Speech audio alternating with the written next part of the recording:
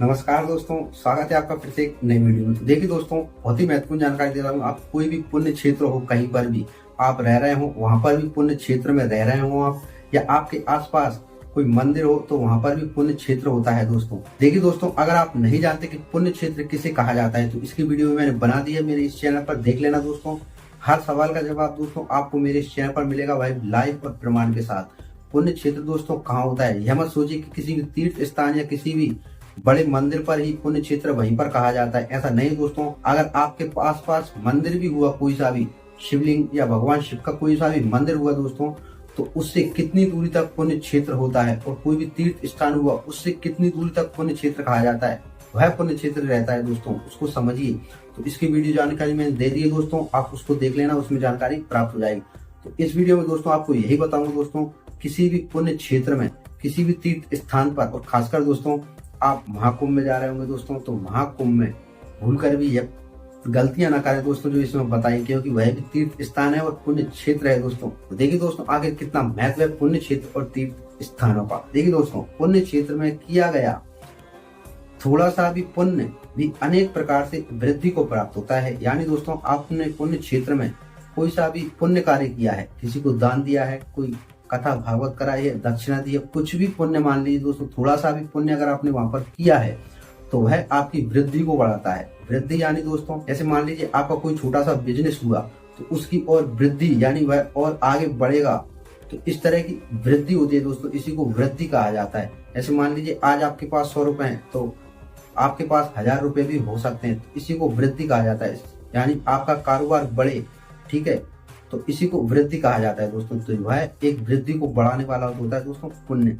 इसीलिए दोस्तों पुण्य क्षेत्रों में यह पुण्य की सलाह दी जाती है दोस्तों कि वहां पर आप दान वगैरह कीजिए, ध्यान भजन कीजिए, इसीलिए क्योंकि वह एक पुण्य कार्य होता है, तथा वहां किया गया छोटा सा भी पाप महानम हो जाता है। लेकिन दोस्तों यह भी ध्यान से सुनिए, वहां छोटा सा भी अगर आपने पाप कर दिया, खासकर दोस्तों महाकुंभ में इस बात को ध्यान रखिए, अगर आपने वहां पर छोटा सा भी पाप कर दिया दोस्तों तो वह महानम हो जाएगा, दृढ़ हो जाएगा, बहुत बड़ा हो जाएगा, यह मान लीजिए। तो भूलकर भी तीर्थ स्थान और पुण्य क्षेत्र में थोड़ा सा भी पाप ना करें दोस्तों।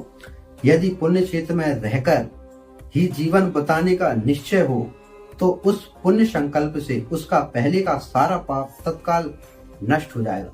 यानी दोस्तों, आप कहीं पर भी रह रहे हो, पुण्य क्षेत्र में ना रह रहे हो, और अगर आप यह संकल्प कर लें कि नहीं मुझे तो पुण्य क्षेत्र में ही रहना है, तो यह बहुत बड़ा निश्चय है दोस्तों आपका। और ऐसा करने वाला व्यक्ति अगर मन में सोच ले दोस्तों और वह पुण्य क्षेत्र में रहने लगे तो उसके पिछले जो भी पाप है दोस्तों वह सारे नष्ट हो जाएंगे। मैं नहीं दोस्तों, ये महाशिवपुराण कह रही है, जो इसमें लिखा है। ध्यान से सुनिए दोस्तों इन बातों को, क्योंकि पुण्य को ऐश्वर्यदायक कहा गया है। क्योंकि दोस्तों पुण्य को ऐश्वर्यदायक कहा गया है, इसीलिए दोस्तों आपके जो पिछले पाप है वह सारे नष्ट हो जाएंगे। हे ब्राह्मणों, तीर्थवास जनित, ध्यान से सुनिए दोस्तों, तीर्थवास यानी तीर्थ में वास करना, तीर्थवास जनित पुण्य कायिक, ठीक है, समझिए दोस्तों, तीर्थवास जनित यानी अगर आप तीर्थ में वास कर रहे हो, ठीक है, तो कायिक यानी दोस्तों कायिक का अर्थ होता है आपके शरीर से। अगर आपके शरीर से कोई सा भी पाप हुआ हो, वाचिक, वाचिक यानी दोस्तों आपकी वाणी द्वारा भी कोई सा पाप हुआ हो, आपने वाणी से किसी का अपमान किया हो, ठीक है, किसी ईश्वर की निंदा की हो, तो ऐसा वाणी द्वारा पाप, तो वह वाचिक पाप। और मानसिक, मानसिक दोस्तों यानी मन से किया गया हो, मानसिक का अर्थ होता है मन, यानी आपके मन से भी अगर आपने कोई सा भी पाप किया है, सारे पापों का नाश कर देता है। इतना महत्व है दोस्तों पुण्य क्षेत्र का रहने का। तो कोशिश कीजिए दोस्तों आप पुण्य क्षेत्र के अंदर रहिए। पुण्य क्षेत्र नहीं जानते दोस्तों तो वीडियो देख लेना, कितनी दूरी तक पुण्य क्षेत्र कहा जाता है, उस दूरी के अंदर रहिए। और नहीं है दोस्तों तो उसके लिए भी क्या कर सकते हैं, वह भी आप सोचना, दिमाग का लगाना दोस्तों। और नहीं समझ में आए तो मुझे कमेंट करना दोस्तों, मैं बता दूंगा, ठीक है। और देखिए दोस्तों, तीर्थ में किया हुआ मानसिक पाप वज्रलेप हो जाता है, वह कई कल्पों तक पीछा नहीं छोड़ता। यानी दोस्तों आपने तीर्थ में अगर थोड़ा सा भी पाप, कोई सा भी पाप कर दिया तो वह विशाल तो होता है दोस्तों, लेकिन वज्र के समान कठोर दृढ़ हो जाता है दोस्तों, वह आपका कई कल्पों तक पीछा नहीं छोड़ेगा। तो इस तरह का महत्व रहता है दोस्तों पुण्य क्षेत्रों का। तो भूलकर भी दोस्तों ऐसे कार्य ना करें, खासकर महाकुंभ में दोस्तों इन बातों का विशेषकर ध्यान रखें। वहां पर छोटा से भी छोटा कोई सा भी पाप ना करें दोस्तों। और तीर्थ यात्रा के बहुत महत्वपूर्ण नियम है दोस्तों। उन 3 बातों को अवश्य जान ले दोस्तों। और इसकी वीडियो मैंने डिटेल में बना दी है दोस्तों।